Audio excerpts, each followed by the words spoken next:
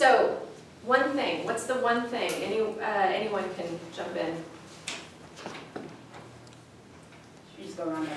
Yeah, we can go around.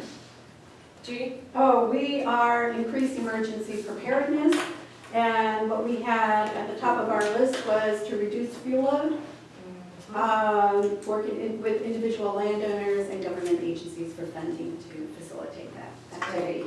Excellent, thank you. Increased opportunities for managed fire, which reduces the risk of wildfire, and have a countywide fire management plan released by air pollution control district. Great. Countywide which plan? Fire? Fire management plan? Interesting similarity there, that's great.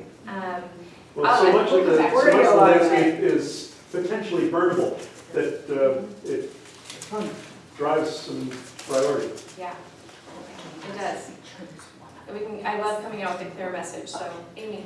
We were goal 4, and we thought to incentivize permitting for good forest management activities, so to kind of leverage and provide a streamlined path for permitting if you're doing good forest management.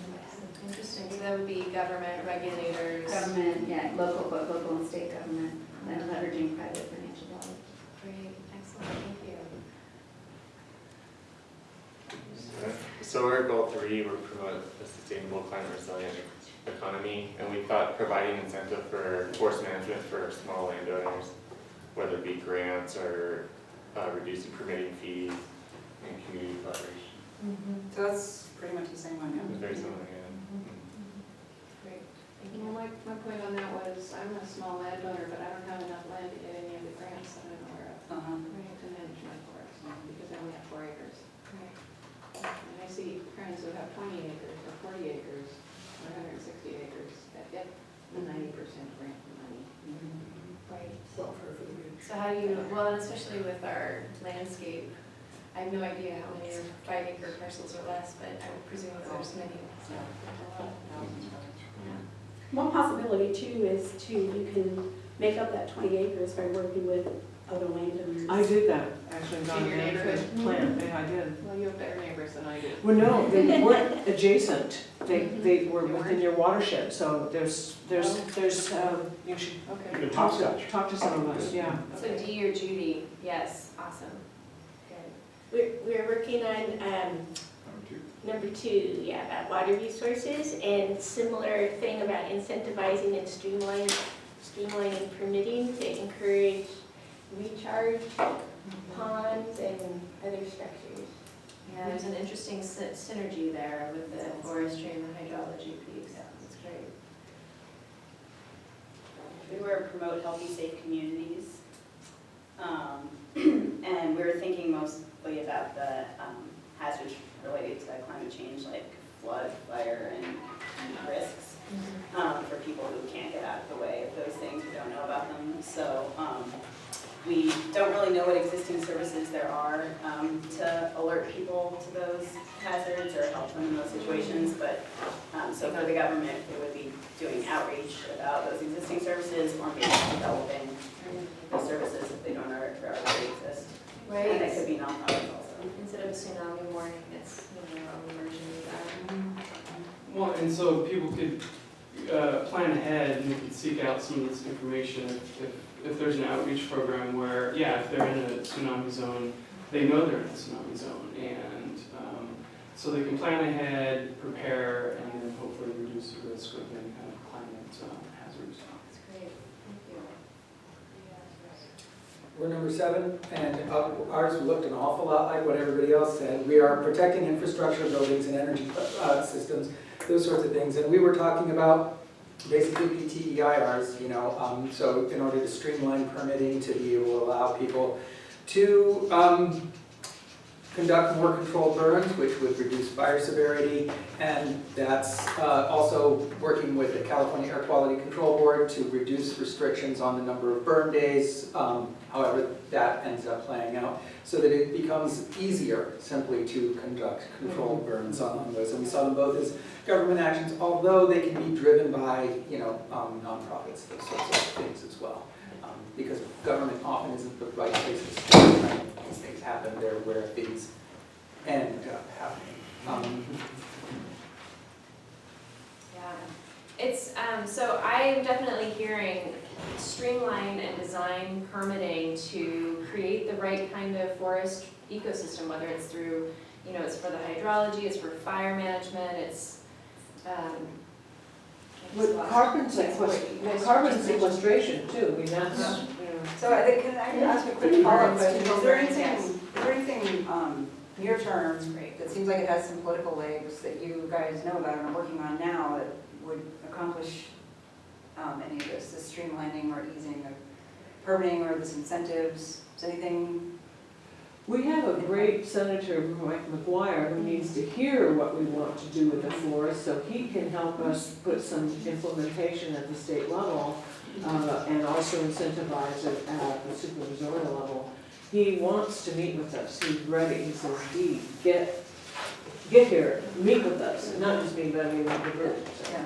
Okay, We I just have wanted to options. know if there's something in the room that you guys all know about that we don't know about, but there's like a thing that is being worked toward right now. like working with the PRMD or.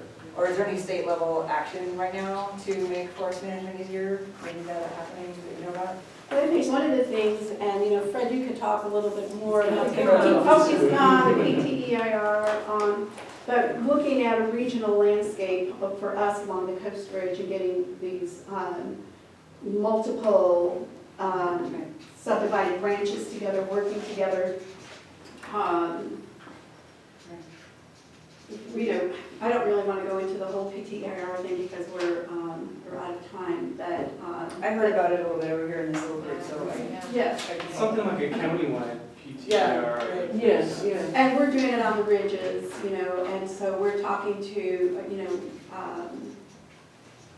we're talking to Cal Fire, we're talking to our forester, we have a forester for our community forest, to see how we can do some regional planning specifically for that, for the PTEIR. And, That's great. And final question, how can NBCI help? I mean, that one of the things that we were talking about is this lens of climate adaptation actually really does support all of the good things that we know are necessary to make our community thriving and resilient. So are there any things that we can do to help? I mean, do we need to, at the point when we're ready to put this out, should we arrange for a roadmap meeting with Mike McGuire, for example? Or is there a way we can support the PTIER? Or what do you guys think? I think Mike McGuire's a good idea, because he's been very supportive on some other issues that we're working on, such as closing this Sonoma Developmental Center. Yeah. He's a really good resource I think at the that, state level.